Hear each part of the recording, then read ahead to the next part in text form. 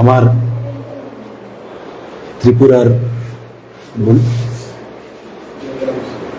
যাবো ত্রিপুরার বন্ধুরা, হ্যাঁ ঠিক আছে, শোনা যাচ্ছে তো?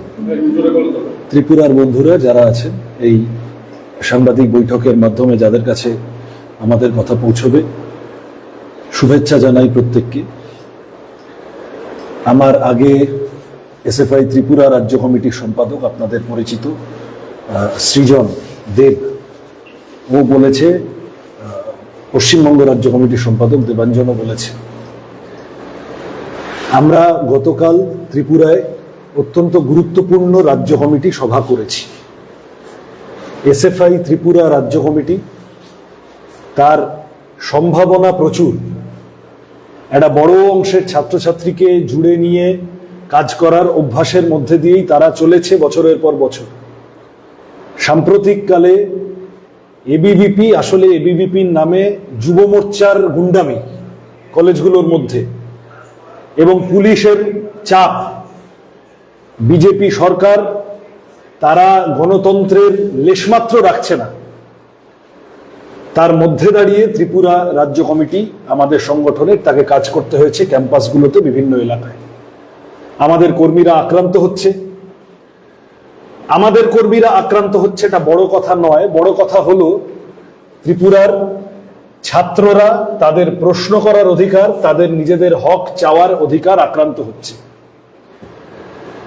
সামগ্রিকভাবে গোটা দেশ জুড়েই বিজেপির শাসনে শিক্ষা ব্যবস্থার দুরবস্থা।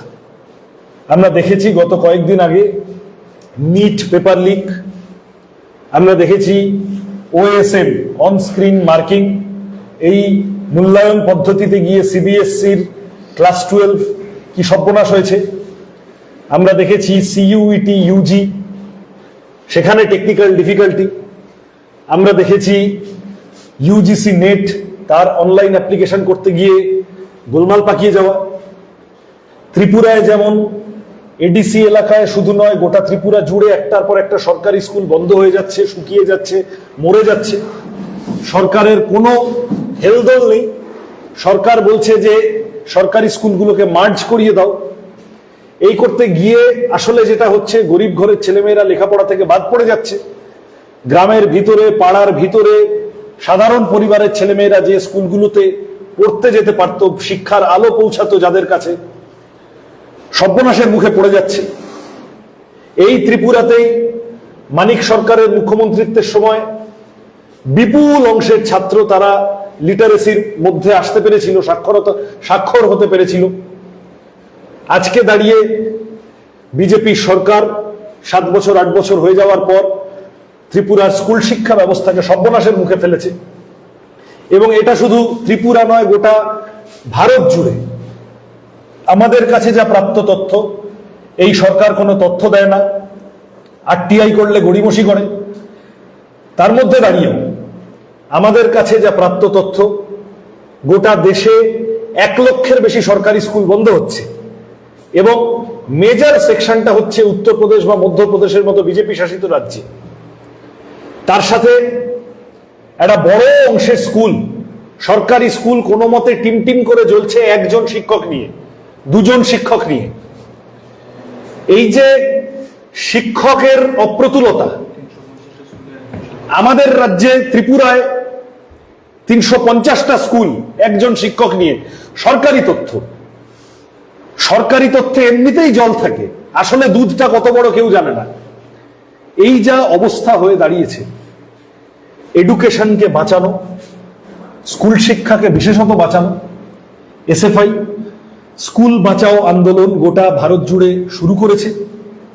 আমরা বিভিন্ন মানবাধিকার কর্মী, শিক্ষক, শিক্ষাবিদ, বিভিন্ন ছাত্র সংগঠন, বিভিন্ন শিক্ষক সংগঠন, বিভিন্ন শিক্ষাকর্মী সংগঠন, অঙ্গনওয়াড়ি কর্মীরা সবাইকে একসাথে করে আমরা বলেছি যে এটা কোনো সিপিএম, কংগ্রেস, বিজেপির ব্যাপার না।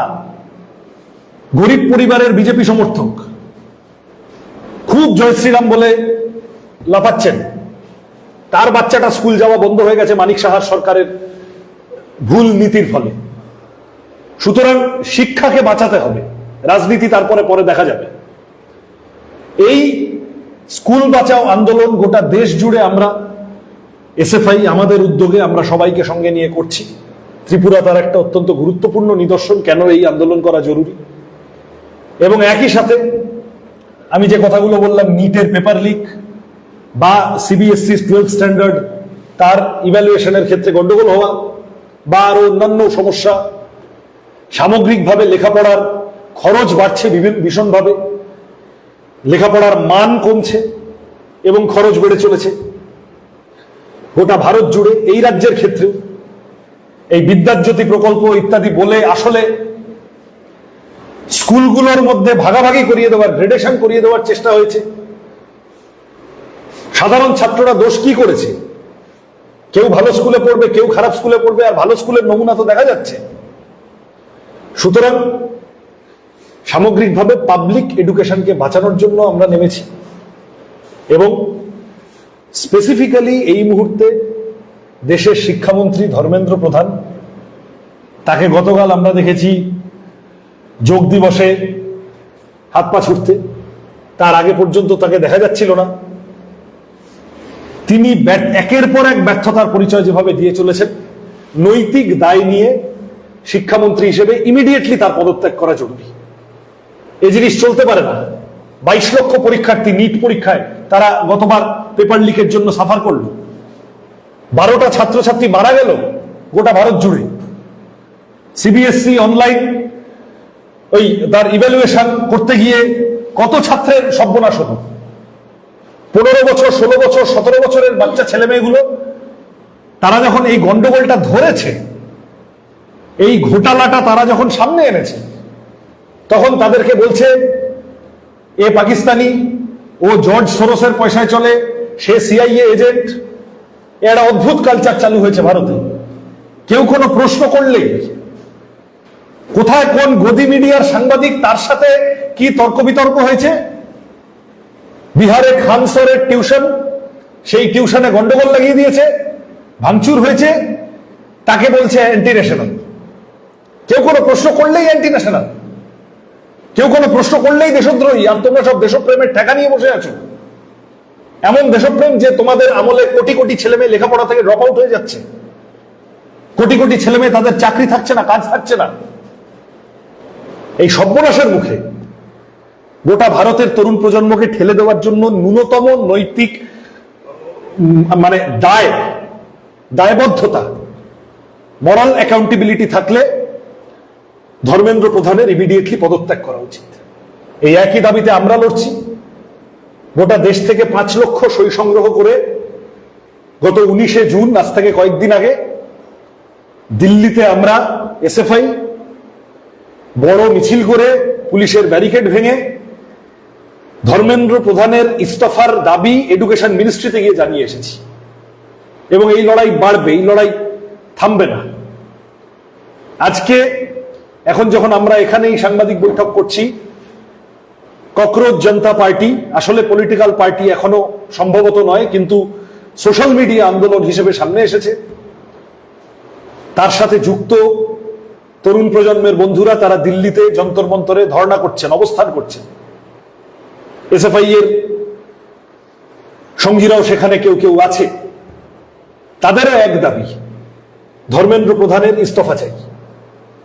আরো অসংখ্য সংগঠন নিজের মতো করে এই দাবি সামনে রেখে লড়াই করছে।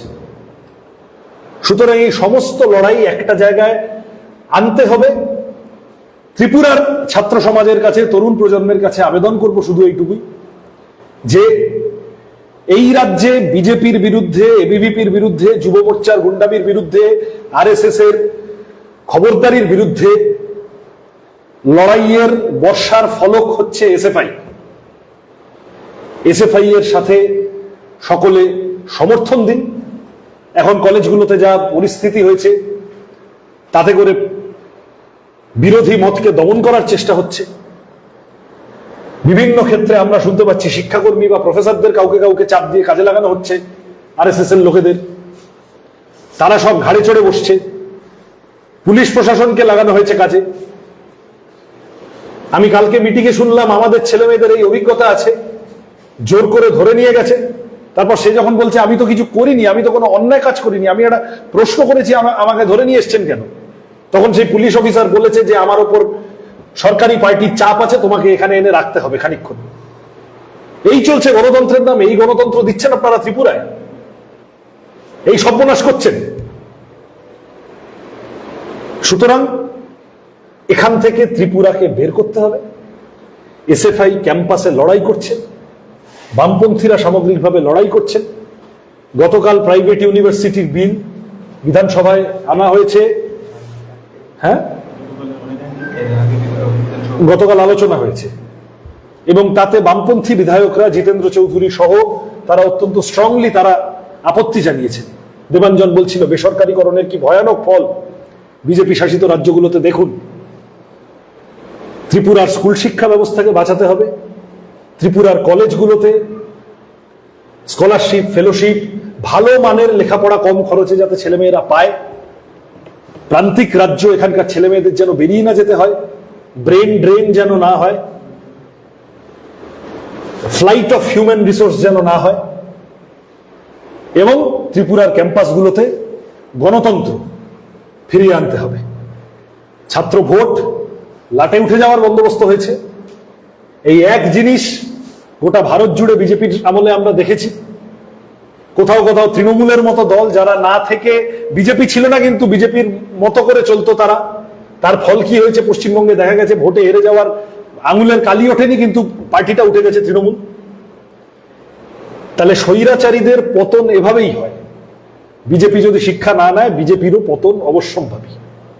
ত্রিপুরার ছাত্র সমাজকে আবেদন করে যাব, এসএফআই ত্রিপুরা রাজ্য কমিটি 3 দফা দাবি নিয়ে যে লড়াই করছে, তারা আগামী দিনে ছাত্রদের কাছে যাবে, মানুষের কাছে যাবে, অধ্যাপকদেরকে, শিক্ষাবিদদেরকে, সিভিল সোসাইটি, নাগরিক সমাজ, তাদের সকলের কাছে আবেদন করব এই ফ্যাসিবাদীদের বিরুদ্ধে যে যার মতো করে পারেন আওয়াজ তুলুন, গণতন্ত্রের জন্য আওয়াজ তুলুন, শিক্ষার জন্য, কাজের জন্য আওয়াজ তুলুন।